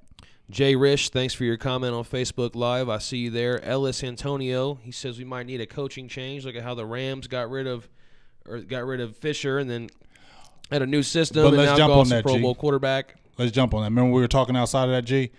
That's all great. Now, folks, we hear about McVay over there at the Rams doing this and doing that, but folks, McVay ain't won nothing yet, okay? So we're all hyped about what McVay is doing at the Rams, 7-1, but what if they go 14-1 or 15-1, G, and they lose in the first round? Or they lose in that first, they have home field advantage and they lose. Often. That happens all the time. We know, 16. Hey, I remember the Packers when they were 15-1. They were blowing everybody out, and they lost in their first divisional game, home field advantage. So the pressure is on you. So we're talking all this McVay stuff, but if they go all that way and don't do anything in the playoffs, what does that matter? You feel me? So everybody slow your brakes on McVay, because McVay ain't won nothing yet. He ain't did nothing in the NFL yet but won games. We've seen coaches win games in the NFL and ain't did nothing. Look at Andy Reid. How many games has he won in the NFL and still does not have a Super Bowl title? So slow the brakes on McVay right now, because he ain't won nothing yet. Looking again on Facebook Live, Ed Clark makes a quick comment. He says, take the cuffs off of him, let him change plays, run the offense, stop running the same plays. Tony Romo called out every play. So I think he's talking about Dak there. That's kind of what I was saying when we were talking too before about Dak Prescott's confidence in his abilities. Maybe that's why he's a little bit afraid to take that lead and just, this is the play I'm running because I know I can make this throw. You know, I don't know if he feels that way. So that's kind of some of my thoughts on it. And moving along in the comments a little bit, People still dogging me about my Cooper Rush comments, but that's all right. You. That's all right. Straight They trash. killing you bottom about Cooper. line. He garbage. He's a good backup. He'll never start in the NFL. Cooper Rush will never, ever, ever start in the NFL. And he definitely ain't starting those 16 games. Law Nation says he loves it when La'el Collins wants to play downhill and he's pulling, getting that second level. He said that's probably when he's at his best. But they're not. Are they going to ask Law? Do they think they're really going to switch him? They're not going to switch Connor Williams now. They're going to keep La'el. You mean switching back to guard? Yeah, they're not going to switch him back to guard because they're paying. People need to understand is that the reason why they're probably not going to switch him because they're paying him right tackle money. If you sign a guy to a contract to a certain position, that's the position they're going to keep him at. Because what if they move him from right tackle? They paid him right tackle money. They move him to left guard. He blows up. Now, how are they paying him? You get what I'm saying? Like when they talk about tight ends, when Jimmy Graham was getting frustrated because he wanted to be no more than a tight end because he does receiver work, he was trying to get it, and they're like, no, you're a tight end. So that's why they can't keep switching positions when they just re-sign him to a right tackle money. They're not going to switch him back to a left guard. Yeah, and then you end up wasting time like we've seen with Byron Jones Right. so far. You're doing the back and forth. You got to let him stay one place. Wendy was agreeing with you on the 15-1. They were 15-1, then they went one and done. Yeah, and Vikings did it. Packers did it. We've seen it time and time again. Let's see. I had some other comments I wanted to hit here if I can see them. Did y'all watch Cam Fleming in the preseason? I'm sorry, man. Cam Fleming, y'all. This is my opinion on Cam Fleming. He needs to stay on that bench. That's my opinion on Cam Fleming. I watched him in the preseason. He did not look great, and I do not want him coming in at right tackle. He's not better than La'el Collins, y'all. Like, La'el Collins may be struggling, but Cam Fleming is not better than La'el Collins. That's just my opinion on that one. And I don't feel like we will take a up and up going with Cam Fleming at right tackle. No. You talked about the tight end position a minute ago, Right. not on our team, but you talked about tight end relative to football. So that leads me then to a segue to talk about our tight end position because we have Jeff Swaim injured, and you probably have Blake Jarwin maybe starting. So then who's next in line? Do we have Dalton Schultz and Rico Gathers? Like, which one? Obviously, it looks like they're favoring Schultz, but who do you think should be the guy going forward? As far as right now, the backup, immediate backup role, I guess, or possibly sharing the starting time, really. That's so tough. I mean, you would have to say Blake Jarwin based on experience. Talent-wise, you would say Rico Gathers, but they have no trust in him. I still feel like they still feel like he's still missing plays. He's still forgetting plays. And I just feel like they did Rico Gathers. The whole situation is messed up. So if we're going forward, I'm going to see Blake Jarwin, but they're high on Schultz. You saw as soon as we saw in the Redskin games, Schultz got activated. Okay, Schultz caught a pass. They are high on him because they do like his blocking. He is a rookie. I think he offers more in the blocking scheme than a Rico Gathers does. But as far as talent-wise, I think Rico Gathers is better, but he's just not a football guy to me. You know what I'm saying? And that's the problem. Rico Gathers is not a football guy. When you watch him, he doesn't look like a football guy. He just doesn't.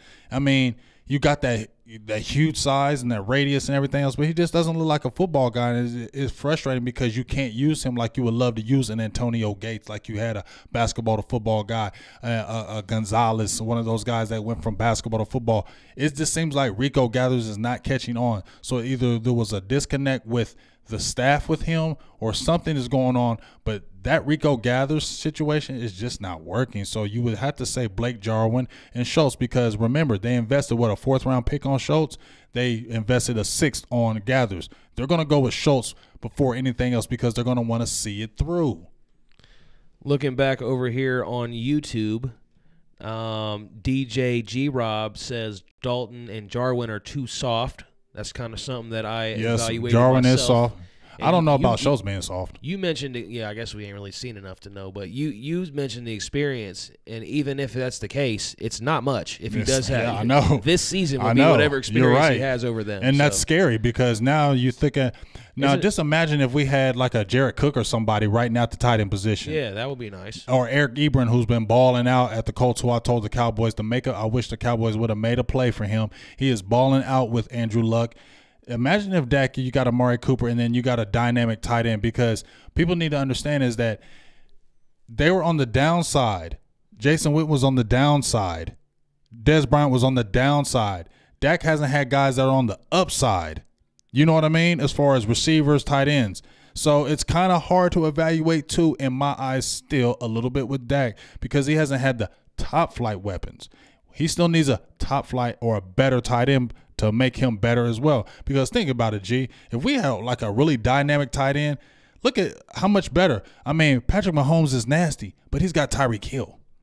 You feel me? He's got Kelsey. That makes a world of difference as a player when you can just sling it and you got guys that can catch anything out there. It's amazing how we went from one of the greatest tight ends in NFL history to and nothing, all that experience to nothing, to zero experience, to nothing. But we spent all these years drafting guys like Gavin Escobar, Martellus Bennett, John Phillips, Anthony Fasano, all these different guys throughout the years. Those guys would have been nice if we didn't have Witten. Right. Now we don't have Witten and we have nobody. Right. Guru over here on our Facebook or our YouTube live, he's a Cowboys hater. I'm trying to find this comment that he left, but maybe I can't find it right now. I love the haters. Oh, yeah. He says Dak, Tebow, Prescott. So even though you're a hater, I do agree with that because I've been saying that. Well, I'm not going to call him in comparison. Tebow. He just reminds me feel physically, I'm not his gonna leadership compare him abilities. I'm not going to compare him to but Tebow. extremely limited as a thrower. We'll see. You've been changing your tone. You're always back and forth, kind of. Because you know why? Because I want Dak to succeed. I really do. I want him to as well. I guess because you know how we are though, being realistic. Yeah, that's the problem. The frustration is because I want Dak to do so good, and then when you see him do bad, it's just you get mad because you know the haters are coming because he has a lot of haters. Now Romo had haters, but I don't know if he had haters like Dak. I really don't think he's had haters. He's not. Romo has not had the hate like Dak has. Anybody who hated Romo was probably just spoiled, really. And the only thing you really hate about Romo is what? With the interceptions? That's it. Because you knew Romo could keep us in the game. But people are hating on that because the first thing he said, can't throw. Law Nation says tight end is a young quarterback's best friend. Hell yeah, it is. So Hell yeah. That's Look at Mahomes. Cool. He got Kelsey, dog. Drew Brees, and one of the best tight ends in the league, yeah. I mean, think about if we had a Kelsey.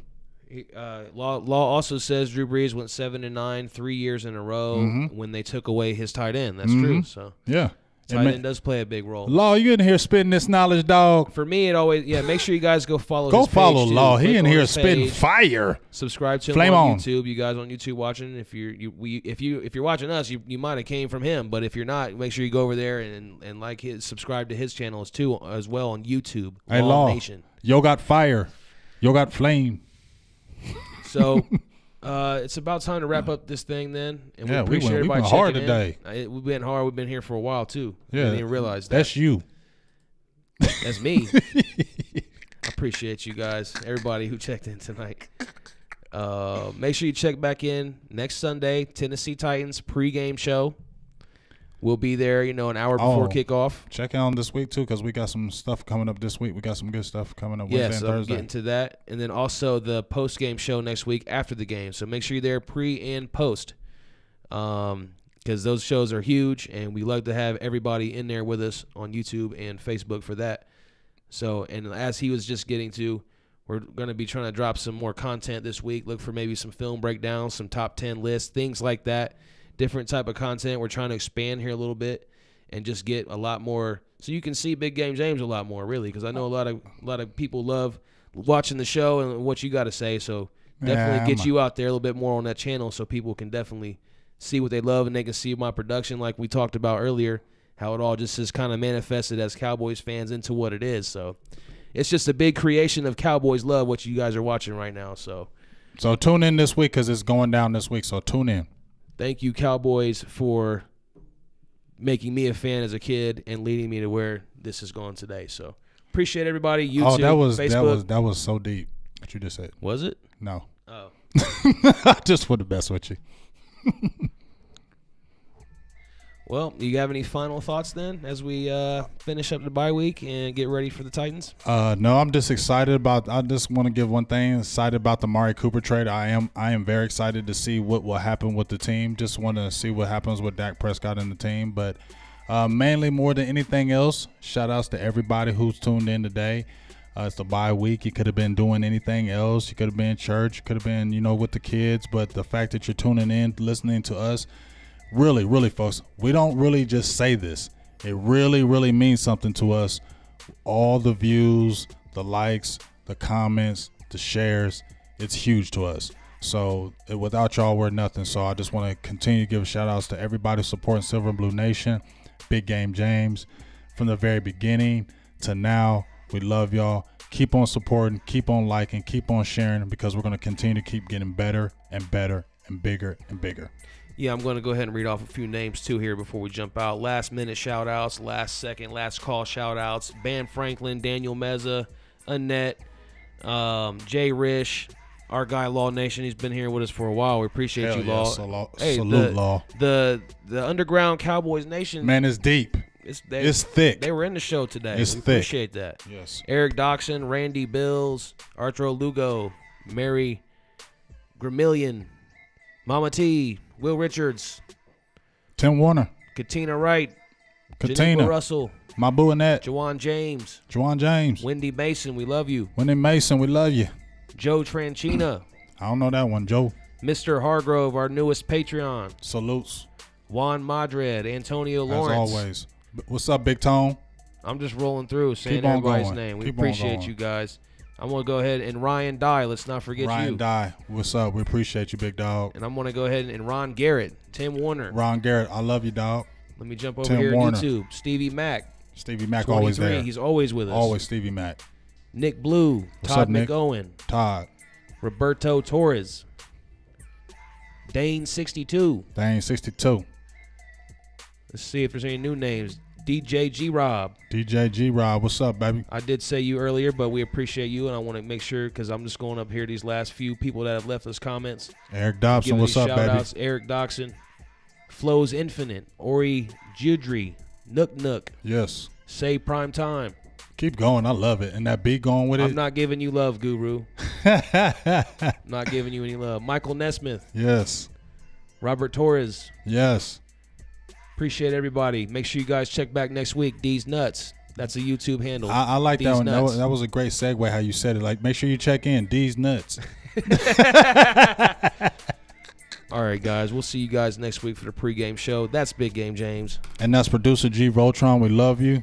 Tune in this week. See you next week. Peace.